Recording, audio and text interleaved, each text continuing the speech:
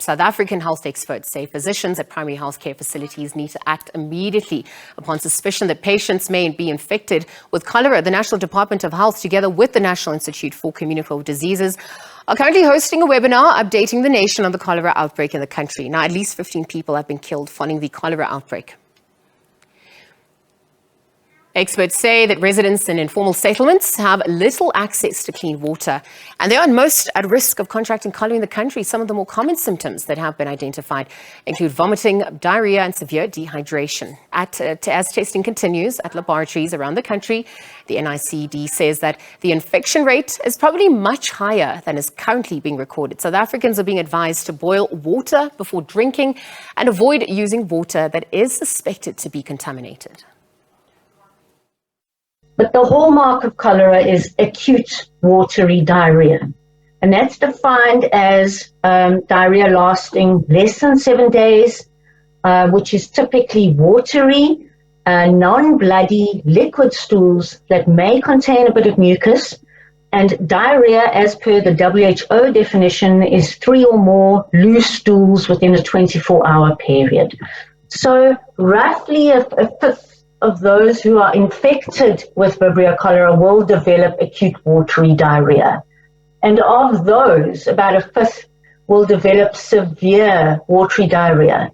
I think just to note that many patients also have vomiting, so it's not just plain diarrhea necessarily, and fever is typically not present. So the typical kind of classically described appearance of stool in severe cases is described as rice water. And on the right-hand side, there you can see in the specimen bottle is rice water stool. And in fact, this was from our first confirmed imported cholera case. However, that is only in patients with severe disease, typically that end up hospitalized with severe dehydration. But in many cases that have mild to moderate cholera, the stool is watery, but it is still colored. So any acute watery stool, regardless of color, must be regarded as suspected cholera.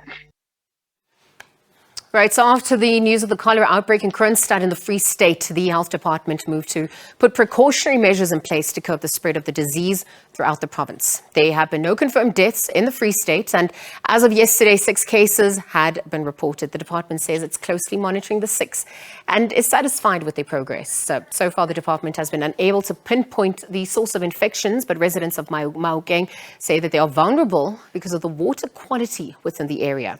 There have also been 76 reported cases of diarrhea in parts of Parys and Vredefort. All right, so for more on this, we're going to cross to our reporter Molemo WaOne Mothoa, who is tracking the story there for us. Good afternoon, Molemo. Thanks for your time with us. Perhaps you can just talk to the measures that have been put in place following the 6 confirmed cases in the Free State. Good afternoon. Well, I'm in Pretoria in Hammanskraal in the Gauteng province. We actually are now at the Kekana Stad Clinic, where the Gift of the Givers have started distributing water, as we've seen them yesterday at the Jubilee Hospital, delivering some thousands of bottles there. But just to hear more on what their program is or look like for today as well, I'm now joined by Clifford Mabi, who's the liaison officer for Gift of the Givers. Good afternoon. So our program today, the target is the clinics, all the clinics, because yesterday we distributed about 1,445 liters in Jubilee hospitals and 140 liters. So our main target today is only these 4 clinics. We're going to distribute 400 each clinic, 5 liters of bottles today. That's our program for today. And thanks to Manzi Water, they came on board to help us to distribute this water. Thank you very much. And obviously, the demand looks a bit huge here. So our boss is instructed us we need to get only sealed bottled waters. We got a request for tanks.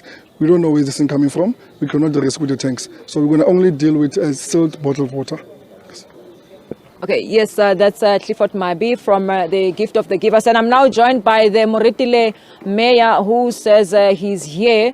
Ntate Manyeke, if you can just tell us your involvement here at the Kekana Start Clinic under the Moretele municipality.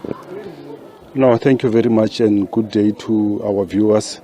Our involvement here because as the municipality of Moretele, Hammanskraal is we are nearby Hammanskraal. All our services, the hospital and everything, shopping mall, we are getting from Hammanskraal.